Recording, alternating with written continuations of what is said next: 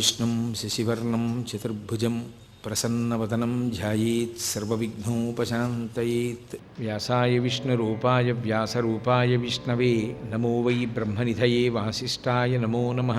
विमलपटी कमलकुटी पुस्तकरुद्राक्षसस्तहस्तपुटी कामाक्षी पक्ष्मलाक्षी।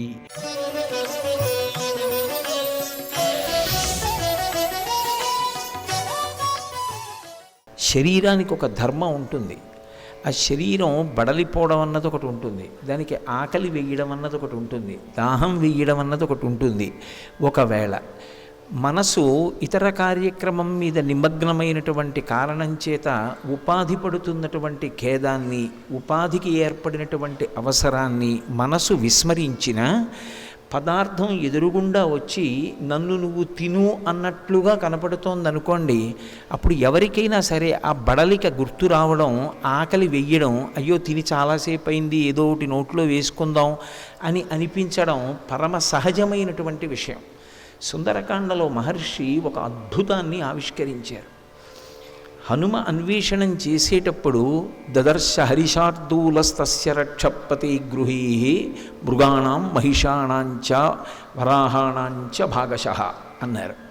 అక్కడ అంతఃపురంలో ఎన్నో పదార్థములు వండి సిద్ధంగా ఉంచారు. అందులో లేడి మాంసం, జింక మాంసం, అడవి పంది మాంసం, దున్నపోతు మాంసం దగ్గర నుంచి అనేక రకములైనటువంటి పదార్థములను వండారు. అవి మూతలు తీసి ఉన్నటువంటి కారణం చేత, కొంతమంది కొంత తిని విడిచిపెట్టినటువంటి కారణం చేత ఎంత గొప్ప సువాసనలు వస్తున్నాయంటే, తల్లి బిడ్డని భోజనానికి పిలిచినప్పుడు ఎంత ప్రేమతో పిలుస్తుందో అంత ప్రేమగా రా నన్ను తిను, రా నన్ను తిను అని పిలుస్తున్నట్లుగా వస్తున్నాయిట వాసనలు. అమ్మ భోజనానికి పిలిస్తే ఏ పిల్లవాడైనా సరే వశవర్తి అవుతాడు. అమ్మ పిలుపు అంత అందంగా ఉంటుంది అన్నం పెట్టడంలో. కానీ హనుమ ఎందుకు దాని వంక చూడలేదు, ఎందుకు దాని వంక తినలేదు అంటే, ఇది సీతమ్మ కాదు కదా అని వెళ్ళిపోయారు. అంటే అన్వేషణలో ఆయనకి సీతమ్మ వినా ఇంకొక దాని మీద దృష్టి లేదు. అది మనసుని పాడు చెయ్యగలిగినదైతే మనసు పాడయి ఉండాలి.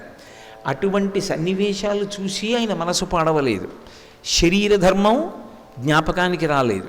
పోనీ అది దాటి కొంచెం ముందుకెళ్ళిన తర్వాత అంతకన్నా ఆకర్షించగలిగినటువంటి సువాసనలను వెదజల్లేటటువంటి పదార్థములను కనపడ్డాయి. దివ్యాహ ప్రసన్న వివిధాసురాహ వివిధాసురారపి శర్కరాసవ మాధ్వీక పుష్పాసవ ఫలాసవాహ అంటారు మహర్షి. అనేక రకాలైనటువంటి కళ్ళు బంగారు పాత్రలలో పెట్టి ఉంది.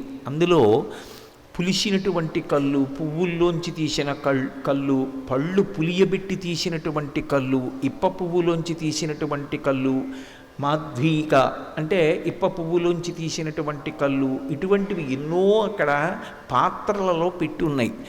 వాటిలోంచి వస్తున్నటువంటి సువాసనలన్నీ కలిసి గుబాళిస్తూ నన్ను ఆస్వాదించు అని పిలుస్తున్నట్లుగా ఉన్నాయి. అయినా ఇది సీతమ్మ కాదు అని ఆయన వెళ్ళిపోయి, ఎటువంటి సీతమ్మ నాకు దర్శనమిస్తుంది అని ఊహ చేశారు అంటే, ఆయన అనుకుంటారు మనసులో, తదున్నసం పాండురదంతమవ్రణం శుచిస్మితం పద్మపలాశలోచనం ద్రక్షేతదార్యా వదనం కదాన్వహం ప్రసన్నతారాధిపతుల్యదర్శనం అంటారు. ఇది సుందరకాండ.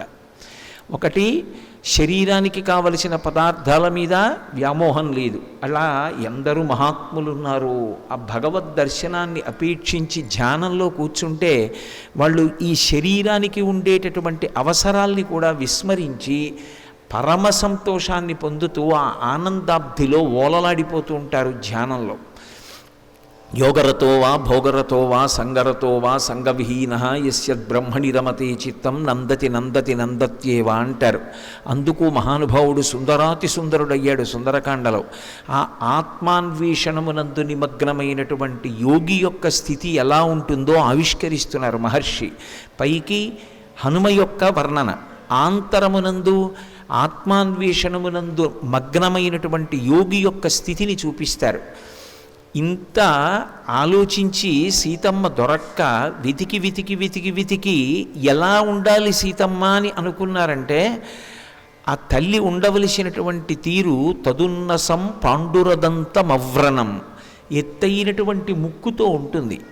ఆయన చూశారా సీతమ్మని? చూడలేదు. కానీ సాముద్రికంలో మా తల్లి అంత గొప్పగా ఉంటుంది. పద్మినీ జాతి స్త్రీ ఎలా ఉంటుందో అలా ఉంటుంది. తెల్లని దంతపంక్తితో ఉంటుంది.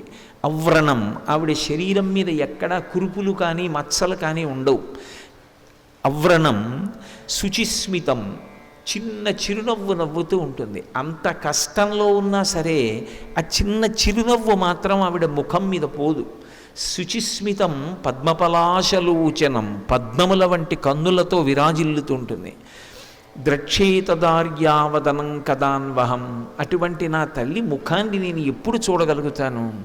ప్రసన్నతారాధిప తుల్య దర్శనం, ఆ దర్శనం నా మనసుకు ఎటువంటిది అంటే, పూర్ణచంద్రబింబాన్ని చూస్తే మనసు ఎలా రంజిల్లుతుందో, ఎలా శాంతి పొందుతుందో, ఎలా సంతోషిస్తుందో, అలా నా వరకు నాకు నా తల్లి యొక్క ముఖం కనపడమే పూర్ణచంద్రబింబ దర్శనంతో సమానం. ఎందుకంటే లోకంలో అపై దీక్షితుల వారు 3 వస్తువుల్ని నిర్ధారణ చేశారు.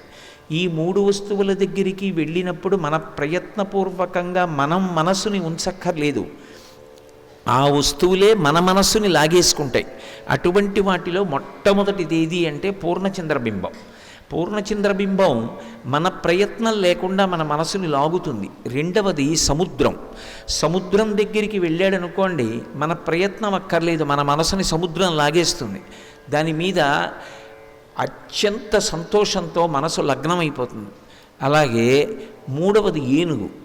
ఏనుగు వంక చూస్తే పిల్లలు పెద్దలు అందరూ కూడా కన్ను కదపలేరు. ఆ ఏనుగు వంక చూసి మురిసిపోతారు. అందుకే వినాయకుడు ఏనుగు ముఖంతో ఉంటాడు. ఏనుగు ముఖంతో ఉండి అందరి మనసులు తాను ఆకర్షిస్తాడు. కాబట్టి ఆయన షోడశనామ స్తోత్రం ఆయన ముఖవైభవంతో ప్రారంభం. సుముఖశ్చైకదంతశ్చ కపిలో గజకర్ణకః. సుముఖం అంటే ఏనుగు ముఖం అని కాదు దాని అర్థం. అందరి మనసులు తాను లాగుతాడు. మిగిలిన వాళ్ళ దగ్గర మన మనసు మనం పెట్టాలి. వినాయకుడి దగ్గర అలా అక్కర్లేదు. ఆయనే మన మనసు లాగి నీ మనసు నా దగ్గర పెట్టావని ఫలితాన్ని ఇచ్చేస్తాడు. అందుకని సుముఖుడు. అలా అటువంటి నా తల్లి యొక్క ముఖమండలం ఎప్పుడు దర్శనం అవుతుందో, చిట్ట చివరికి ఇక సీతమ్మ తల్లి దర్శనం కాలేదనేటటువంటి బాధతో శరీరమే విడిచిపెట్టేద్దామనుకున్నటువంటి హనుమ శరణాగతి మార్గాన్ని అవలంబించారు. శాస్త్రంలో శరణాగతి అనేటటువంటిది ఎంత గొప్పదో నిరూపణం చేశారు.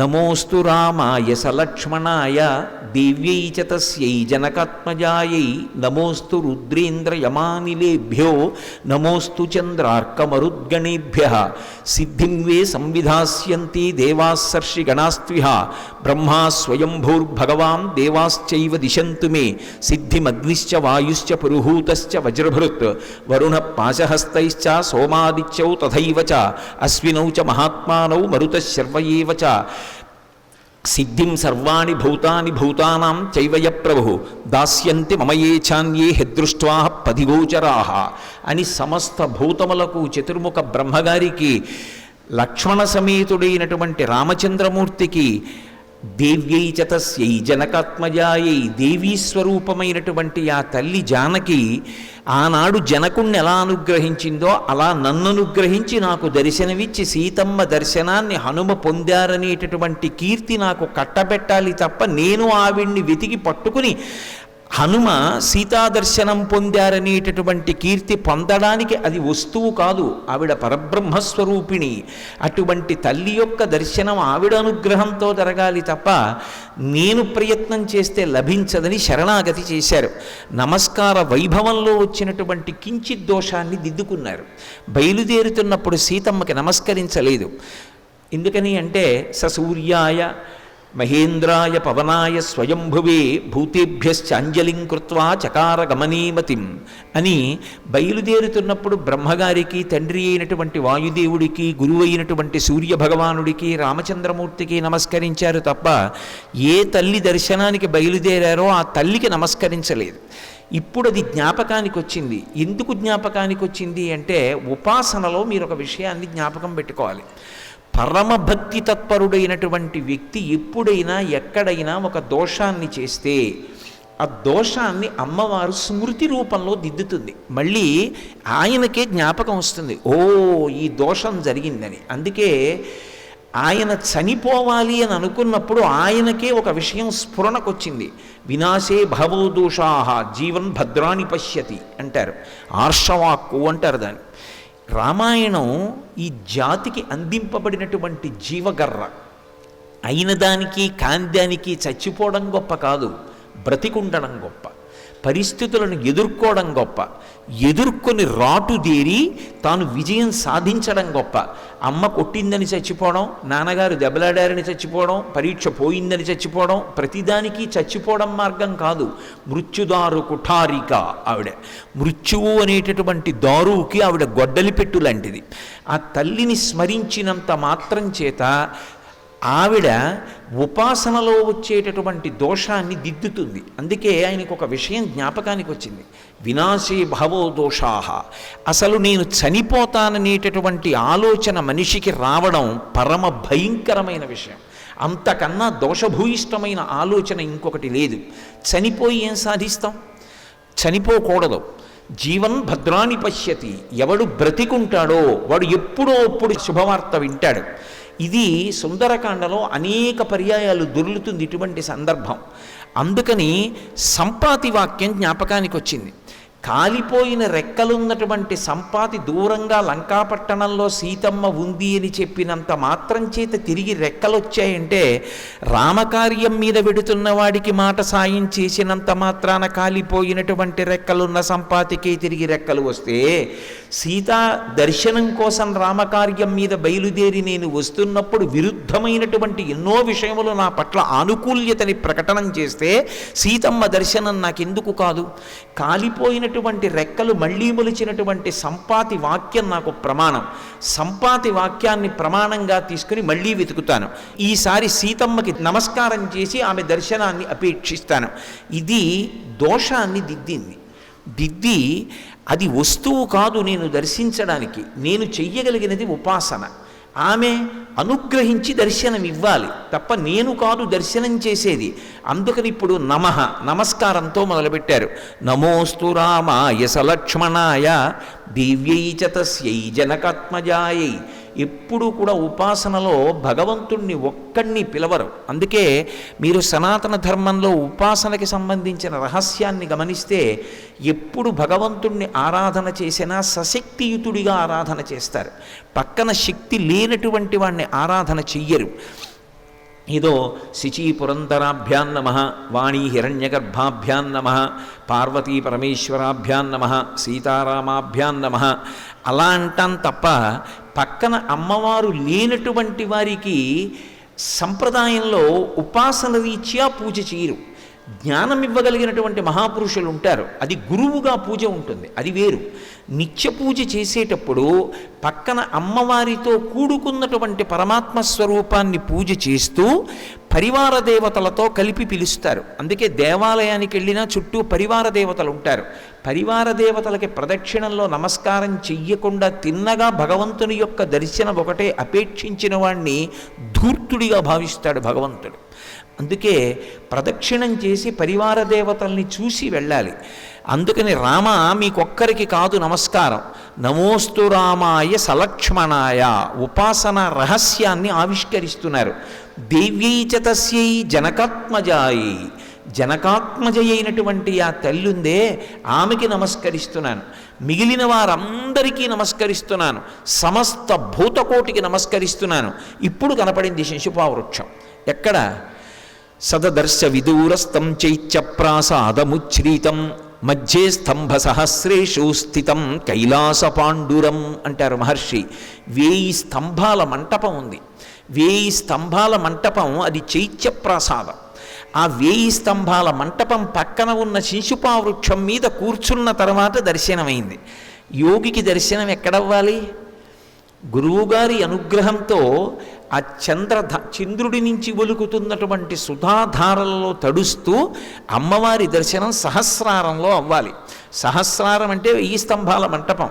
అందుకే యోగపరంగా ఆలోచన చేస్తే అది వేయి స్తంభాల మంటపం. ఆ మంటపం పక్కన ఉన్నటువంటి శింశుపావృక్షం మీద కూర్చునుండగా కింద తల్లి కనపడింది. ఎలా కనపడింది? ఆయన ఎలా ఉంటుంది అమ్మవారని ఊహించారో అలాగే కనపడింది. భగవంతుని యొక్క లక్షణం ఏమిటంటే యద్భావం తద్భవతి. వేదాహమేతం పురుషం మహాంతం ఆదిత్యవర్ణం తమసస్తు పారే సర్వాణి రూపాణి విచిత్య ధీర నామాని కృత్వాభివదన్ యదాస్తి అంటుంది శృతి. ఆయనకు అసలు ఒక రూపం లేదు, కానీ మనం ఎలా కనపడాలని ధ్యానం చేస్తున్నామో అందుకే ఒక మంత్రం చేస్తే ఆ మంత్రానికి ఒక ధ్యాన శ్లోకం ఉంటుంది. ఆ ధ్యాన శ్లోకంలో ఇలా ఉంటుంది అమ్మవారు, ఇలా ఉంటాడు అయ్యవారు అని వర్ణిస్తారు. అలా వర్ణించబడినటువంటి రూపం ఏదుందో దాన్ని భ్రూమధ్యంలో కానీ ముక్కు చివర కానీ బాహ్యనేత్రములను మూత వేసి ధ్యానం చేస్తూ లోపల జపం చేస్తారు. ఆ బీజాక్షరముల యొక్క విస్ఫోటనం చేత ఆంతరముగా కలిగినటువంటి శక్తి వలన ఎటువంటి ధ్యాన శ్లోకంతో మీరు అమ్మవారు కనపడాలని ధ్యానం చేశారో అటువంటి రూపంతోనే ఆమె సాక్షాత్కరిస్తుంది. అంతేకాని అదే ఆవిడ రూపమని మాత్రం చెప్పడానికి వీల్లేదు. ఇప్పుడు హనుమ ఎలా కనపడాలి అమ్మవారిని కోరుకున్నారో అలాగే కనపడడం తత్వతః చాలా గొప్ప విషయం. కానీ నిజానికి ఆమె శోకమూర్తి కాదు. ఆమె నిజంగా ఏడుస్తోందనుకోండి, అంతకన్నా అన్యాయమైన విషయం లోకంలో ఇంకోటి లేదు. ఎందుకంటే ఆవిడ ఆదిశక్తి, లోకమాత. ఆవిడ ఎందుకు ఏడుస్తుంది? ఆవిడ అయోనిజ. ఆవిడ ఏమైనా చెయ్యగలదు. కానీ ఎందుకు ఏడుస్తోంది? మరి ఎందుకు ఏడుస్తోందో చెప్పకుండా చెప్పడం సుందరకాండ. ఒక కులకాంత వచ్చి ఇంట్లో ఏడిచిందనుకోండి, ఆ ఏడుపు వల్ల ఆవిడ కాదు బాధపడింది. మా ఇంటికి వచ్చి నా వల్ల ఒక కులకాంత ఏడిచిందనుకోండి, నేను ఒక కులకాంతని మా ఇంటికి తీసుకొచ్చి అవమానించాను అనుకోండి, బాధ పెట్టాననుకోండి, ఆవిడ మనస్సు, ఆవిడ బాధపడి భోరున ఏడ్చిందనుకోండి, ఆవిడ కంటి వెంట పడినటువంటి నీటి బిందువులు నా ఇంటి నేల మీద పడ్డాయి కాబట్టి ఆ నేల మీద నేను నా కుటుంబం కూడా ఎన్నో కష్టములను పడవలసి ఉంటుంది. కులకాంత కంటి నీరు ఇంట్లో పడ్డానికి వీల్లేదు. అందుకే అది కేవలం ఒక ఇల్లాలి కన్నీరు కాదు. ఒక ఇల్లాలి కంటి నీటికే అంత శక్తి ఉంటే అది జగన్మాత కంటి వెంట పడ్డ కన్నీరు ఎందుకు పడింది? కొడుకుగా మాట్లాడవలసిన వాడు కేవలం ఒక పురుషుడిగా తల్లితో మాట్లాడకూడని మాటలు మాట్లాడుతున్నాడు. కుసంస్కారానికి కన్నీరు కార్చింది. ఇప్పుడు ఆ కన్నీటికి ఒక్క లంక కాదు కాలిపోయేది, యావత్ భూమి కాలిపోతుంది. ఇప్పుడు అది కాలిపోకుండా చూడడం హనుమ యొక్క కర్తవ్యం. అందుకే ఆయన ఏం చేశారంటే ఉల్లంఘ్య సింధో సలిలం సలీలం యశోకవన్నింజనకత్మజాయా ఆదాయతేనైవ దదాహ లంకాం నమామితం ప్రాంజలిరంజనీయం. సుందరకాండలో హనుమద్వైభవాన్ని చెప్పింది ఆ శ్లోకం. ఆయన కొత్తగా అగ్నిహోత్రాన్ని తెచ్చి పెట్టలేదు లంకకి. ఈ కన్నీటి బిందువుల వలన యావత్ భూమి కాలిపోకూడదు. అందుకని ఆయన ఏం చేశారంటే యశోకవన్నింజనకత్మజాయా సీతమ్మ కన్నుల వెంట పడినటువంటి బాష్పధార అనబడేటటువంటి అగ్నిహోత్రాన్నే నిప్పుగా మార్చి లంకనొకదాన్ని కాల్చేశారు. ఆవిడ కన్నీటికి కారణం లంక ఒకటే కాబట్టి, అమ్మ మిగిలిన భూమి కాలడానికి వీళ్ళే అని మహాయోగి పొంగవుడై దాని యొక్క అగ్నిహోత్ర సంస్కారము చేత లంక ఒకటే కాలిపోయేటట్టు చేసి మిగిలిన భూమిని కాపాడాడు ఆయన. అందుకని నమామితం ప్రాంజలిరంజనీయం, అంజలి వహించి హనుమకు నమస్కరించుతున్నాను. అది ఆయన సుందరకాండలో ఈ జాతికి చేసిన మహోపకారం. కాబట్టి ఇప్పుడు ఆయనకి ఎలా కనపడాలి శిశుపావృక్షం మీద కూర్చుంటే? అందుకే మొట్టమొదట కనపడుతోందని చెప్పగానే మొదటి శ్లోకం అలాగే పడింది మహర్షికి. తతో మలిన సంవీతాం రాక్షసీభిః సమావృతాం ఉపవాస కృషాం దీనాం నిశ్వసంతీం పునః పునః. ఏమి మాటలు పడిపోయాయండి అసలు మహర్షికి. అద్భుతం కదండి శ్రీరామాయణం. ఆ తల్లి తతో మలిన సంవీతాం, అప్పుడు ఆయన చూసిన సీతమ్మ ఎలా ఉన్నది అంటే మలిన సంవీతాం, మట్టి పట్టినటువంటి బట్ట కట్టుకునుంది. మట్టి పట్టిన బట్ట పెట్టెలోంచి తీసి కట్టుకుందా, కట్టుకున్న బట్ట మట్టి పట్టిందా? అంటే కట్టుకున్న బట్ట మట్టి పట్టింది. ఎందువల్ల? 10 నెలలైంది ఆవిడ బట్ట మార్చుకోలేదు. పైగా అది పూర్తి బట్ట కాదు, వస్త్రఖండంతో ఉంది. అలా ఉండకూడదు. అంచుకున్న వైపు చింపేసిన బట్టని కట్టుకోకూడదు. అగ్నిహోత్రం వల్ల కన్నం పడ్డ బట్ట కట్టుకోకూడదు. వేదం పటలపన్నం చెప్తుంది. అది విపరీత ఫలితాలు ఇస్తుంది. ఇప్పుడు ఆవిడ 10 నెలల నుంచి బట్ట మార్చుకోలే, మట్టి పట్టేసింది, కంపు వస్తోంది, అయినా ఆ బట్టతో ఉంది. పైగా దాని ఉత్తరీయం చింపేసింది. ఉత్తరీయం వైపు అంచు ఉంటుంది, అంచు ఉన్న వైపు చింపేసింది ముక్క. చింపి ఆభరణములు మూట కట్టి కిష్కింధ వైపు వదిలేసింది కాబట్టి ఇప్పుడు ఆవిడ కట్టుకున్నది బట్ట కాదు, వస్త్రఖండం. అలా కట్టుకోకూడదు బట్టని, వస్త్రఖండాన్ని కట్టుకోరు. అందుకే మరొకలా అనుకోకండి, నేను ఉన్న శాస్త్రం చెప్పగలనంతే, విమర్శించడం నా ఉద్దేశ్యం కాదు. ఎప్పుడైనా సరే కత్తెర పెట్టి ముక్కలు చేసి మళ్ళీ కుట్టిన బట్ట కట్టుకున్నాడు అనుకోండి, వైదిక కర్మకి అర్హత ఇవ్వరు. అందుకే తిరుమల లాంటి దేవాలయాల్లోకి వెళ్ళినప్పుడు సాంప్రదాయమైన వస్త్రధారణ చెయ్యండి అని ఎందుకంటారంటే, మనని బాధ పెట్టడం వల్ల ఉద్దేశ్యం కాదు, మనకి ఫలితం కట్టపెట్టాలి అని. ఒకసారి వస్త్రాన్ని కత్తెర పెట్టి కానీ కత్తిరించేశారనుకోండి ముక్కల కింద, వస్త్రానికి ఉన్నటువంటి అధిదేవతలందరూ కూడా విడిచిపెట్టేస్తారు. ప్రతి పోగుకి దేవతలు ఉంటారు, ఆ దేవతలందరూ విడిచిపెట్టి శపిస్తారు. నువ్వు ఇన్ని ముక్కలు చేసావు బట్టని, కాబట్టి ఇది కట్టుకుని నువ్వు అఘోరిస్తావంటారు. ఇప్పుడు దాన్ని మళ్ళీ తిరిగి ముక్కల్ని కుట్టారనుకోండి, కుట్టి దాన్ని తొడుక్కున్నారనుకోండి, అప్పుడు ఇక వైదిక కర్మకి పనికిరాడు. సర్వం శ్రీ ఉమామహేశ్వర పరబ్రహ్మార్పణమస్తు.